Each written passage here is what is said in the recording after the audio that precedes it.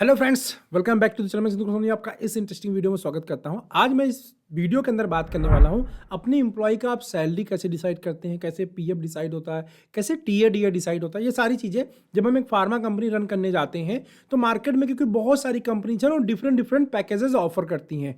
As a newbie या as a startup आपको क्या पैकेज ऑफर करना क्या चाहिए, क्या सही पैकेज है, क्या सही तरीका है, राइट। वो सब उन सब चीज़ों के बारे में हम यहाँ बहुत ज़्यादा डिटेल में बात करेंगे।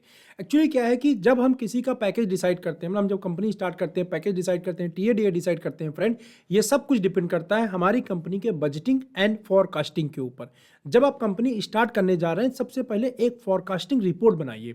फॉरकास्टिंग रिपोर्ट क्या होती है? फॉरकास्टिंग रिपोर्ट बेसिकली होती है जिसमें आप आने वाले 6 महीने के अंदर या 1 साल का सेल प्रोजेक्ट करते हैं, या आने वाले 3 साल के आसपास का सेल प्रोजेक्ट करते हैं कि यार इतना सेल लगभग लगभग मैं जनरेट कर लूँगा।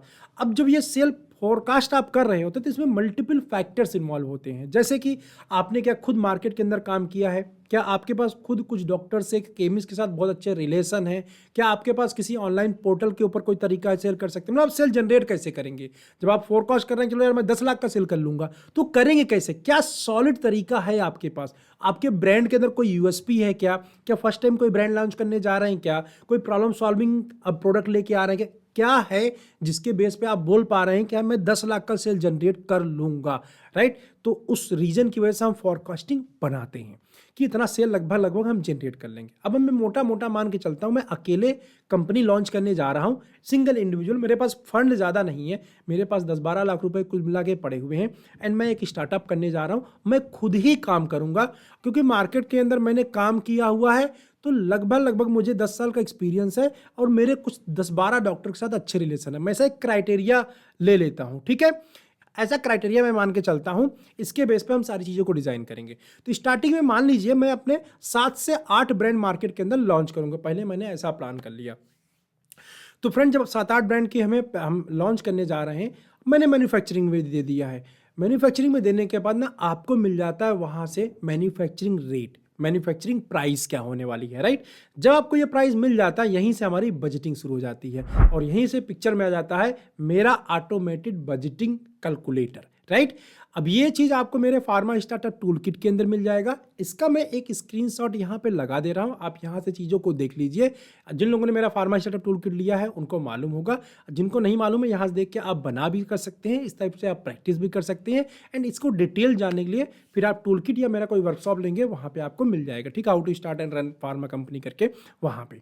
अब बेसिकली देखिए जो स्क्रीनशॉट आपको दिख रहा है इसके अंदर बेसिकली है क्या, यहाँ पे जो हमारा मैन्युफैक्चरिंग कॉस्ट आता है ना, इसके ऊपर हम ट्रांसपोर्ट और ऐड कर देते हैं, जिससे हमें एक्चुअल कॉस्ट पड़ जाता है। मतलब वो हर बार ट्रांसपोर्ट लगना है, राइट। एक्चुअल मेरी कॉस्टिंग क्या आ रही है किसी भी प्रोडक्ट को मेरे गोडाउन तक आने में, तो वो हम कॉस्टिंग ले लेते हैं।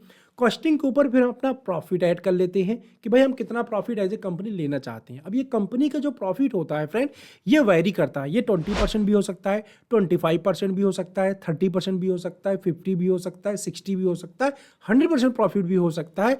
डिपेंड करता है कि आपका क्या प्रोडक्ट प्रॉब्लम सॉल्विंग है, फर्स्ट टाइम इंडिया है, किस कैटेगरी में आपका प्रोडक्ट फॉल कर रहा है उसके। एक जनरल व्यू अगर मैं लेके चलूँ तो आप 30% प्रॉफिट मिनिमम रख सकते हैं। 30% प्रॉफिट ऐड करने के बाद हमें मिल जाता है मिनिमम सेलिंग प्राइस, राइट। अब मिनिमम सेलिंग प्राइस जो हमें मिल जाता है, ये हमारा मिनिमम रेट है जिस पे हम सेल करेंगे। और एक दूसरा रेट हमको और चाहिए होता है जिसपे जनरली हम सेल करते हैं, मार्केट में हमारा प्रोडक्ट जाता है। तो आपको मालूम ही है कि सारे प्रोडक्ट जो मार्केट के अंदर सेल होते हैं वो एमआरपी से 20% अगर हम डाउन कर देते हैं तो हमें पीटीआर मिल जाता है, एंड 10% और अगर मैं डाउन कर देता हूं तो हमको पीटीएस मिल जाता है। एज ए कंपनी हमेशा ही प्रोडक्ट हम पीटीएस पे ही सेल करते हैं, राइट। तो पीटीएस में हम मार्केट में देते हैं, हम होलसेलर को देते हैं, होलसेलर फिर आगे सेल करता है, जबकि हम मैन्युफैक्चरिंग काफ़ी कम पे कर रहे होते हैं। तो जो हमारा मिनिमम सेलिंग प्राइस है उसको हम क्या करते हैं, जिस रेट पे हम सेल करते हैं, मतलब पीटीएस, प्राइस टू स्टॉक, उसमें से हम माइनस कर देते हैं। माइनस करने के बाद हमें मिल जाता है प्रमोशनल अमाउंट, राइट। मतलब ऐसा अमाउंट जो अपनी प्रॉफिट के अलावा हम अर्न कर रहे होते हैं, एंड इसी अमाउंट से हमें पूरी मार्केटिंग करनी होती है, अपनी पूरी कंपनी को रन कराना होता है बेसिकली। तो मोटा मोटा अगर मैं आपको समझाने के लिए एग्जाम्पल लूँ कि मुझे भाई 1 लाख का टारगेट अगर अचीव करना है, राइट, 1 लाख का अगर टारगेट अचीव करना है, जैसे कि मैंने एक नया कंपनी स्टार्ट करने जा रहा हूँ, मैंने सबको 7-8 ब्रांड लेके चल रहा हूँ, मैं प्रोजेक्ट करूँगा यार ये हर महीने में 1 लाख के लगभग सेल कर लूँगा, मतलब साल के अंदर मैं 12 लाख के आसपास मैं फोरकास्टिंग अपना कर लेता हूँ, 12 लाख की सेल करूँगा। तो पर मंथ मेरा 1 लाख का सेल आ गया। तो 1 लाख का सेल जो पैसा मेरे पास में आएगा 1 लाख रुपए, उसमें से मुझे कितना पैसा खर्च करना है। तो जब बजट कैलकुलेटर के अंदर ये सारी चीज़ें आप डालेंगे तो लगभग 70,000 के आसपास आ जाएगा आपके पास। मोटा मोटा बता रहा हूँ, लगभग इतना ही आएगा, 65-70 के आसपास, राइट।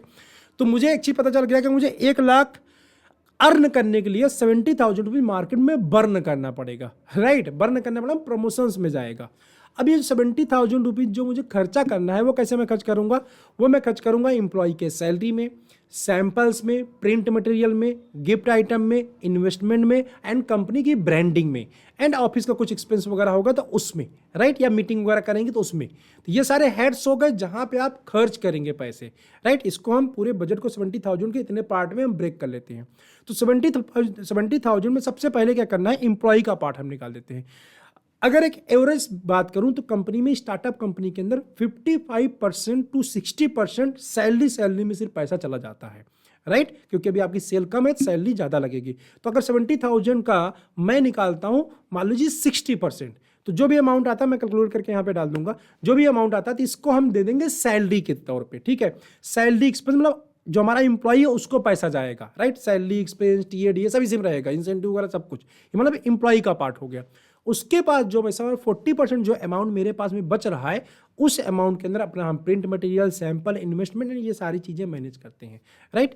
तो अगर आप इसको बाइफरकेट करेंगे प्रॉपरली तो आपको लगभग आप 20,000 के आसपास आप इन्वेस्टमेंट निकाल सकते हैं, क्योंकि बिना इन्वेस्टमेंट के सेल नहीं आनी है, ठीक है। 22 से 25,000 के आसपास आप इन्वेस्टमेंट ले लीजिए, आप 5,000 के आसपास अपना प्रिंट मटेरियल का खर्चा ले लीजिए, एंड 10 to 15,000 या 20,000 के आसपास आप ले सकते हैं अपना जो छोटे छोटे इनपुट देने वाले हैं, 100-200 रुपए वाले, 500 रुपए वाले, तो इसमें लगभग खर्चा चला जाएगा।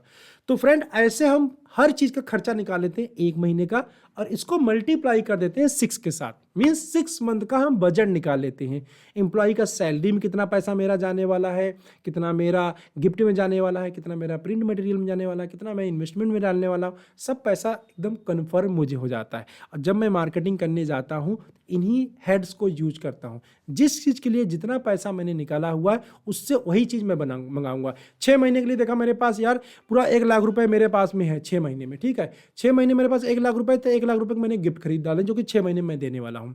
मैंने देखा कि मैंने यार 30,000 रुपये मैंने प्रिंट मटेरियल 6 महीने में, तो 30,000 को मैं प्रिंट मटेरियल बना लूंगा, रिमाइंडर कार्ड, LVL, विजुलेट, ये सारी चीज़ें मैं बना लूंगा।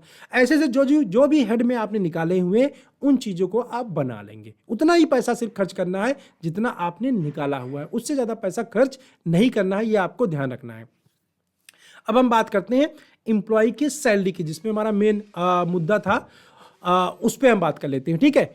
तो वो क्या था कि हमने निकाला था कि 60% लगभग हम एम्प्लॉय को सैलरी देंगे। अब मार्केट में जब मैं जाके देख रहा हूँ तो यार बहुत सारे कंपनी ऐसी हैं जिनका सेल तो बहुत ही कम है लेकिन सैलरी बहुत हैंडसम दे रहे हैं। ऐसा इंटरव्यू के अंदर मेडिकल टाइप हमको बता रहा है। मैं बहुत सारे इंटरव्यू कर सकूँ, जिसको देखो वही वाकई बोल रहा है, सर 20,000 रुपये मैं पा रहा हूँ, मुझे 25 मिलेगा तो मैं आऊँगा, मैं 22 पा रहा हूँ, मैं 18,000 पा रहा हूँ। और जो हमारा बजट है वो हमको 16,000 या 15,000 से ऊपर अलाउ ही नहीं कर रहा है कि मुझे उससे ज़्यादा पैकेज दे सकता हूँ। फ्रेंड यहीं आके मामला फंस जाता है। तो फ्रेंड समझने की देखिए बात यह है कि आपका जो बजट अलाउ करना है ना, आपको उतने ही पैकेज के अंदर एम्प्लॉय को लेके आना है। अभी जो दूसरी कंपनी दे रही है पैकेज, जिसका कम सेल है तब भी वो पैसा दे रही है, उसका रीजन ऐसा हो सकता है, ये जरूरी नहीं जो एम्प्लॉय आपके पास इंटरव्यू आके दे रहा है वो सही बोल रहा हो, राइट। सही आप तब चेक कर सकते हैं जब उसका अकाउंट स्टेटमेंट आपको मिले, अदरवाइज कई बार तो लोग उसमें भी फ्रॉड करके अकाउंट स्टेटमेंट देते हैं। बट आप उस चीज़ को पता कर सकते हैं, लेकिन हो सब भी सकता है ऐसा, हम 1% मान भी चलते हैं कोई स्मॉल स्टार्टअप है लेकिन अच्छा पैकेज दे रहा होगा, तो वो अच्छा पैकेज ऐसे दे पाते हैं। जैसे मैं स्टार्टअप कर रहा हूँ, मैंने बताया कि मेरा भाई 10 साल का एक्सपीरियंस है, मेरे पास 10 डॉक्टर हैं, तो 10 डॉक्टर मान लो 10 डॉक्टर से मेरा कन्फर्म है बिजनेस आना है, तो 10 डॉक्टर मिलके ही मुझे मान लो 5 लाख का बिजनेस दे रहे हैं। तो ये 5 लाख का जो बिजनेस है ना मेरे हाथ में है एकदम से, राइट, कन्फर्म है। अब जो मैं एम्प्लॉय रखूंगा 5 के ऊपर काम करेगा, इससे उसको कोई मतलब नहीं है। तो मेरे पास क्या एक इनकम का सोर्स बन गया है, जिसकी वजह से क्या है कि मैं 20,000 या 25,000 वाले इंप्लॉय को हायर कर दूंगा, क्योंकि मेरा प्रमोशनल बजट बढ़ जाएगा। क्योंकि हमने बजट निकाला था 1 लाख के टारगेट के ऊपर, जो आपने बजटिंग हमने किया वो 1 लाख के ऊपर किया, जबकि यहाँ पर मंथ में डे 1 से फर्स्ट मंथ से कितना टारगेट अचीव करने लग जा रहा हूँ, 4 से 5 लाख रुपए। तो ऑटोमेटिकली अगर 1 लाख के सेल पे मैं 15,000 रुपए किसी इंप्लॉय को सैलरी दे पा रहा हूं, तो आप ये समझो कि अगर मैं 5 लाख रुपए जनरेट कर रहा हूं एक हेडक्वार्टर से, तो 75,000 रुपए तक अगर मैं चाहूँ किसी इंप्लॉय को दे सकता हूं, राइट। अगर 5 लाख रुपीज का सेल अगर मैं अकेले जनरेट कर पा रहा हूं तो मैं 75,000 रुपए भी अपने इंप्लॉय को रख सकता हूं, राइट, क्योंकि मेरा प्रमोशनल जो कॉस्ट है ना वो बढ़ जा रहा है ना, अंडरस्टैंड। तो इसी वजह से जितने आप मार्केट में जो लोग देखते हैं ज़्यादा देते हैं, तो उसका रीज़न यही होता है कि मतलब उनके पास कुछ ना कुछ सोर्स होता है। पहला रीजन ये हो जाता है। दूसरा रीजन ये भी होता है, कई बार लोगों को कैलकुलेशंस नहीं आ रही होती है, और ऐसा हमारे मन के अंदर आता है कि जब अपने एम्प्लॉय को हम ज़्यादा पैकेज देंगे तभी हमें अच्छा एम्प्लॉय मिलेगा, तभी वो मन से काम करेगा, जबकि रियलिटी ऐसा नहीं है। आप ऐसा नहीं बहुत अच्छा पैकेज देंगे तो बहुत बढ़िया काम करेगा, नहीं। बहुत बढ़िया कोई एम्प्लॉय तब काम करता है जब कंपनी का सिस्टम बहुत अच्छा होता है। काम जो होता है ना वो सिस्टम की वजह से होता है, कंपनी के कल्चर की वजह से होता है, कंपनी के डायरेक्शन की वजह से होता है, कंपनी के फॉलोअप की वजह से होता है। बहुत ज़्यादा सिर्फ पैकेज देने से अच्छा सेल नहीं आता है। बहुत सारे लोग क्या मिस्टेक करते हैं स्टार्टअप के अंदर कि उनके पास शुरू में बजट थोड़ा सा ज़्यादा होता है, तो वो क्या करते हैं कि अच्छा पैकेज देके बड़ी बड़ी कंपनीज़ के एम्प्लॉय को हायर कर लेते हैं। अभी बड़ी कंपनीज़ का जो एम्प्लॉय है ना, जो जिस इन्वायरमेंट में काम कर रहा है ना, वो स्टार्टअप के अंदर उसके सक्सेस होने के चांस जो है मात्र 10% है, बस 90% चांस नहीं है। मैं आपको बताता हूँ रीज़न इज दैट कि जहाँ पे जब एक बड़े कंपनी के अंदर जब कोई काम कर रहा होता है उसके पास ब्रांड पावर होता है, पहला। दूसरा, बहुत ही कंपनी सिस्टम ओरिएंटेड होती है। उस लेवल का सिस्टम आप स्मॉल स्टार्टअप के अंदर नहीं क्रिएट कर सकते, फंड चाहिए। एक बड़ी कंपनी के अंदर जो मीटिंग होती है ना वो 5 स्टार के अंदर होती है। वहाँ पे जो फैसिलिटी जो चीज़ें दी जाती है ना, आप अपने स्टार्टअप के अंदर नहीं दे सकते हैं, क्योंकि नई कंपनी के अंदर अचानक से आप सेल बूम तो कर नहीं देंगे। एक नई कंपनी के अंदर सेल तभी बूम हो सकता है जैसे मैंने बताया कि मेरा खुद का अपना होल्ड है, राइट, देन मैं पैकेज दे सकता हूँ, कोई दिक्कत नहीं है। लेकिन क्योंकि मैं खुद एक टॉप लेवल की कंपनी के अंदर काम कर चुका हूं, इसलिए मैं आपको बता रहा हूं कि टॉप लेवल की कंपनी के अंदर जो काम करने का इन्वायरमेंट वो बिल्कुल डिफरेंट है। एक स्टार्टअप में काम करने का जो इन्वायरमेंट होता है बिल्कुल डिफरेंट होता है, दोनों का कोई रिलेशन नहीं है। इसलिए आप सोचो कि बहुत बड़ी कंपनी के एम्प्लॉय को मैं हायर करके और बहुत बड़ी कंपनी से अगर एम्प्लॉय को आप पिकअप भी करो तो वो बड़ी कंपनी से छोटी कंपनी में क्यों आएगा आपके यहाँ काम करने? आप जरा सोचो, सिंपल सी बात है। उसको वहाँ वो ज़्यादा प्रॉब्लम चल रही होगी, वहाँ पे सेल नहीं कर रहा होगा, निकम्मा होगा, तभी आप कहाँ आएगा, अदरवाइज नहीं आएगा। आप खुद सोचो ना, आप एक अच्छी का काम कर रहे हो, एक स्टार्टअप आपको ज़्यादा पैकेज दे देगा, आप छोड़ जाओगे? भाई क्या स्टार्टअप को पता है आज चलेगा कल बंद हो जाएगा? कोई गारंटी तो है नहीं। लेकिन बड़ी कंपनी की तो गारंटी है ना, वो चलेगी, वो बंद नहीं होगी, फ्यूचर सिक्योर है। हर कोई अपने फ्यूचर को सिक्योर करना चाहता है, राइट। तो इसलिए कोशिश ये करना चाहिए हमेशा स्मॉल या स्टार्टअप या भी फ्रेशर कैंडिडेट को सेलेक्ट करना चाहिए। जब आप स्टार्टअप कंपनी लेके आए ज़्यादा फायदे में रहेंगे। पैकेज कितना देना है? जितना मेरा बजटिंग के अंदर आया उतने में ही, ठीक है। पैकेज कम लग रहा है, डिमांड ज़्यादा हो रही नहीं, बेरोजगारी बहुत है, अच्छा कैंडिडेट आप ढूंढेंगे, उसके साथ अच्छे से काम करेंगे, एक अच्छा कल्चर डेवलप करेंगे, मेहनत करेंगे तो हो जाएगा। ये तो बात हो गई सैलरी की। सैलरी का इस तरह से अगर और ज़्यादा कन्फ्यूजन डाउट होगा तो आप मेरे साथ कंसल्टेशन कॉल बुक करके बात कर सकते हैं, या मुझे कमेंट करके बताइए कि तो नहीं समझ में आया और ज़्यादा इन डेप्थ जाके बताओ, ठीक है, तो फिर बात करेंगे। दूसरी बात करते हैं टीए कितना होना चाहिए आज के टाइम पे। देखिए एक एवरेज सैलरी आज के टाइम में जो इंडियन फार्मा मार्केट की अगर मैं बात करूँ, जो नॉर्मल कंपनीज हैं उनके टीए की बात करूँ, जो स्टार्टअप है, ठीक है, 3 कैटेगरी में हम डिवाइड कर सकते हैं, top level company, mid company and startup या स्मॉल कंपनीज। स्मॉल कंपनीज को जो टीए है आप 230 रुपये से लेके 300 के बीच में डीए आप रख सकते हैं किसी भी मेडिकल रैप का। और अगर मैनेजर की मैं डीए की बात करूँ, डीए 3 टाइप का डीए होता है, लोकल का, एक्स का एंड आउट स्टेशन का। तो जो लोकल का है आप 220 रुपए से लेकर 300 के बीच में आप डीए रख सकते हैं मेडिकल रैप का, डिपेंडिंग अपॉन मैंने सिचुएशन बताया कि आपका बजटिंग क्या अलाउ कर रहा है, जो आपने बजट निकाला हुआ है, ठीक है, उसके ऊपर। एंड अगर 220 रुपए आप रख रहे हैं लोकल का डीए, तो उसको आप एक्स में 230 या 240 रख सकते हैं। एंड टीए जो है वो 2.5 रुपए के आसपास आप रख सकते हैं। जनरली कंपनी में आजकल यही रेट चल रहा है।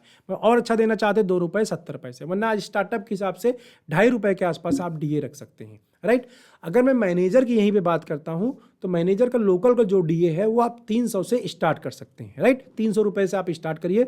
मैनेजर के लिए एक्स जो होगा वो 320 कर सकते हैं, और जो मैनेजर का आउट स्टेशन होगा उसको आप 800 से लेके 1000 के बीच में आपको रखना चाहिए, क्योंकि आज के टाइम में होटल महंगे हो गए हैं तो इतने कम में होटल नहीं मिल पाता है। तो 800 से 1000 के बीच में आप डीए जो आउट स्टेशन का होगा रख देंगे, राइट। मैनेजर को टीए डबल टीए मिलता है जब आउट स्टेशन मैनेजर कोई काम करने जाता है और उस मेडिकल रैप के साथ उसके इंटीरियर काम करने जाता है, वहाँ कंपनी को डबल टीए पे करना पड़ता है कि मेडिकल रैप को टीए देना पड़ता है एंड एक मैनेजर को भी टीए देना पड़ता है। तो कई बार ऐसा एक्सक्यूजेज आता है फार्मा कंपनीज के अंदर, जो स्टार्टअप होता है मैनेजर को नहीं मालूम होता, कंपनी ओनर को नहीं मालूम होता कि भाई वो आज के टाइम में 1000 का तो होटल ही मिलेगा, फिर वहाँ मैनेजर जाएगा, रुकेगा, खाना पीना खाएगा, उसका पैसा क्या, ठीक है। जैसे मैं अभी लास्ट में चरक में काम कर रहा था, वहाँ डीए काफ़ी कम था, तो इसका ये मतलब थोड़ी था हम होटल नहीं रुकते थे या लड़के को खिलाते नहीं थे, कहीं 2 पैसा बच जाता है तो 2 पैसा कहीं एडजस्ट करना पड़ता है, ये चीज़ें चलती रहती हैं, राइट। अभी क्या होता है कि जब इंटीरियर में कोई आउट स्टेशन कोई मैनेजर जा रहा है किसी मेडिकल रैप के साथ में काम करने और उसके एक्स में जा रहा है काम करने, तो जो वहाँ टीए वो अर्न कर रहा है वो टीए उसका सेव हो जाता है, क्योंकि मेडिकल रैप के बाइक पे ही बैठ के जाता है, उसी बाइक से आता है, उसका तेल में कोई पैसा खर्चा नहीं होता, उसका तो उसको खाना पीना खिलाने में खर्चा होता है, राइट। तो डीए टीए वहीं कुल मिला के ऐसे करके एडजस्ट हो जाता है ओवरऑल। तो आप मैनेजर का, हाँ मैनेजर का जो टी है, मैनेजर का टी है भी वही रख सकते हैं जो आपके मेडिकल रैप का टी है, ठीक है। 2 रुपये 50 पैसा बेस्ट टी है।